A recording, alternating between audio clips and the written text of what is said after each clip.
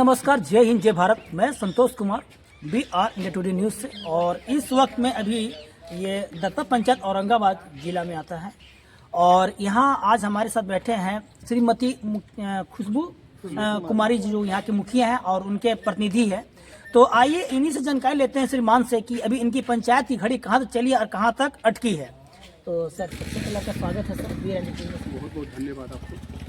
सबसे पहले अपना सर जनता को अपना परिचय दे दीजिए सर। मेरा नाम गौरव कुमार हुआ। वर्तमान में भी दत्ता पंचायत की मेरी मैडम जो है मुखिया हैं, मुखिया प्रतिनिधि हुए हैं। ये बताइए सर कि अभी प्रधानमंत्री आवास योजना तक जो फार्म फिलअप हो चुका है, आपके माध्यम से कितना इन्वेस्ट हो चुका है सर? मेरे पंचायत में लगभग 650 पौने 700 हुआ है। पौने 700 हो चुका है सर। अच्छा, ये बताइए सर कि आप के जो पंचायत में आंगनबाड़ी है सर, जो डाइट फूड मिलता है 7 दिन का, तो गौरव सर कभी निरीक्षण किए हैं क्या? मिलता है, धांधली होती है ना? हम न किए हैं, इस पंचायत के जो मुखिया हैं जी, वो किए हैं। और लगातार चाहे स्कूल हो या आंगनबाड़ी केंद्र हो या प्राथमिक स्वास्थ्य केंद्र हो, लगातार निरंतर उसमें निरीक्षण होता है। निरीक्षण होता है सर। ये प्रधानमंत्री, माफ कीजिएगा, मुख्यमंत्री द्वारा जो भी 400 से 1100 से किया गया सुविधा पेंसिल, इसमें क्या खुशी की लहर दौड़ रही है पंचायत में?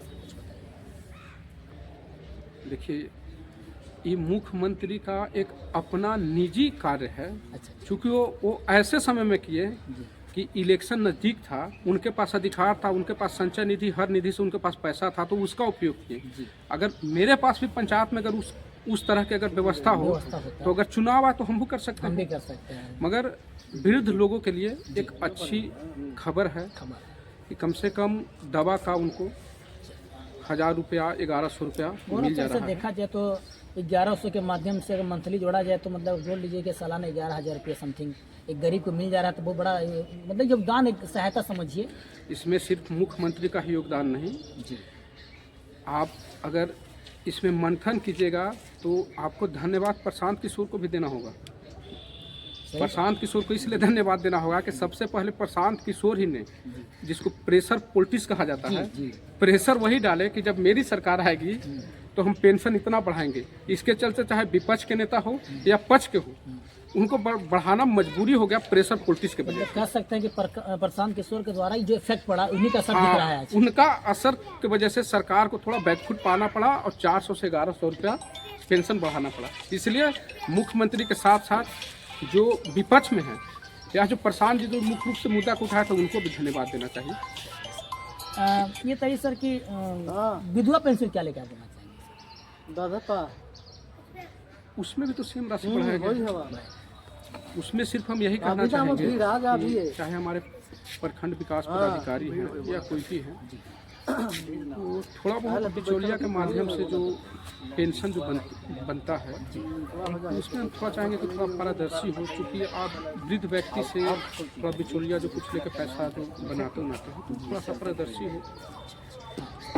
ये तो सर कि अभी प्रधानमंत्री आवास योजना जो KYC हो रही है सर, तो क्या हकीकत में इसमें तो धांधली चल रही है कि ईमानदारी से KYC हो रही है? देखिए, सेकेंड फेज का अभी जियो टैग हो रहा है जी, आवास योजना का। इसमें जो भी कर्मी है वो दूसरा पंचायत से आए हुए हैं। जैसे मेरे पंचायत का जो आवास सहायक वो किसी और पंचायत में है, तो किसी और पंचायत का आवास सहायक मेरे पंचायत में है। बात रहा धांधली के, तो ये फाइनल अभी लिस्ट नहीं है भाई साहब, एक सिर्फ अभी सर्वे है, इसके बाद फाइनल लिस्ट तैयार होगा। तो अगर इसमें बिचौलिया हो चाहे कोई हो, आप अगर पैसा दे रहे हैं तो आप मूर्ख बन रहे हैं, चूंकि फाइनल लिस्ट तैयार नहीं हो रहा। मतलब वेरिफिकेशन, एक आपको वेरिफिकेशन हो रहा है। आप इस वेरिफिकेशन से आपके खुशी की लहर नहीं दौड़ना चाहिए कि हमको आवास का लाभ मिल जाए। इसमें अभी समीक्षा होगा, अगर आप आवास के लाभ लेने लायक है तो आपको बिल्कुल मिलेगा। गौरव सर, जो बच्चे SC/ST बच्चे जो प्राइमरी से पढ़ते हैं सर, तो क्या निरीक्षण की पढ़ाई होती है वहाँ सर, कि वहाँ भी खाली मास्टर आगे टाइम पास ही? देखिए, प्राइवेट स्कूल का भाई साहब मेरे पंचायत के अंतर्गत जो आता है, प्राइवेट नहीं सर, प्राइमरी जी सर। तो प्राइमरी में तो अभी देखिए जितना शिक्षक है ऑलमोस्ट सब BPSC से आए हैं, तो उन लोग के एबिलिटी पर हम सवाल नहीं खड़ा कर सकते हैं। क्योंकि जो भी है कंपटीशन से आए हैं, तो जाहिर सी बात है कि उन लोग एक जो अभी माहौल दे रहे हैं, माहौल देने की जो कोशिश कर रहे हैं, वो पहले से बहुत बेहतर दिख रहा है। ये नहीं सर कि अभी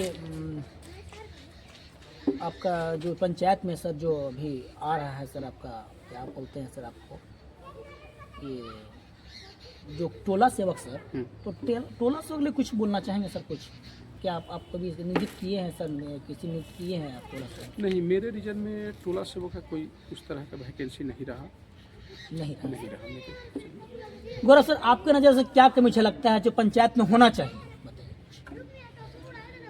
पंचायत में तो बहुत कुछ होना चाहिए। थोड़ा सा पंचायत का जो ग्राम सभा जो है, सरकार के द्वारा इसको थोड़ा सा कमज़ोर किया गया है। और कमज़ोर किया गया है कि अभी देखिए हम लोग का एक्सप्रेसवे भी बन रहा है। उसमें है कि आप अगर कोई भी पंचायत के अंदर कार्य करते हो, कंपनी कितना भी बड़ी क्यों न हो, तो चूंकि उसमें बहुत सारा ज़मीन जो है, जो बेलगान ज़मीन है, उसका जो मालिक होता है पंचायत का अध्यक्ष होता है। तो आप समझ सकते हैं कि सरकार के द्वारा ग्राम सभा को कमज़ोर कैसे किया जा रहा है कि यहाँ पर पीएनसी आती है और आके बिना प्रतिनिधि से मिले वो अपना काम चालू कर देती है।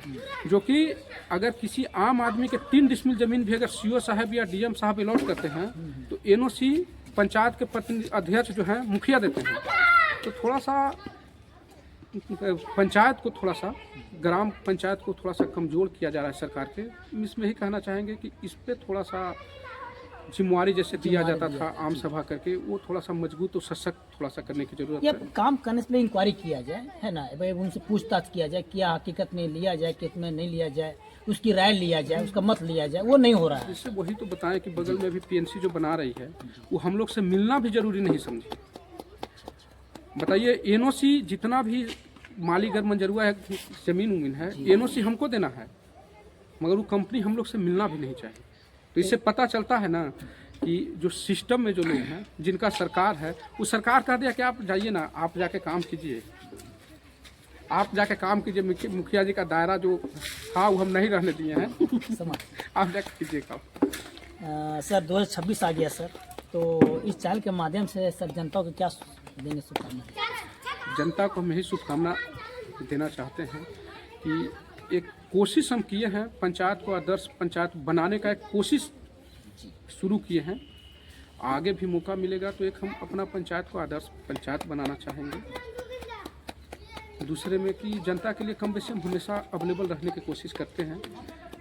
पहले के जो और प्रतिनिधि थे तो क्या होता कि जो भी पहले, ये मेरा पंचायत नवर पंचायत की बात है कि जो लोग मुखिया बनते थे तो उन लोग को सीधे कि हेड क्वार्टर जिला में जाके डेरा ले लेना, ये सब करना। अभी जितना भी यंग मुखिया बने हैं वो आपको गांव में ही, पंचायत में ही लोग रह रहा है, घर पे ही रह रहा है। तो थोड़ा सा वो चीज़ चेंज करने की कोशिश माहौल को किए हैं कि ताकि आम जनता से डायरेक्ट मिला जाए, डायरेक्ट सुना जाए। सर इतना कीमती बात कैसे हमसे आपने सभी आपका बहुत बहुत आपको भी इसके लिए बहुत बहुत धन्यवाद। नया साल की ढेर सारी शुभकामनाएं।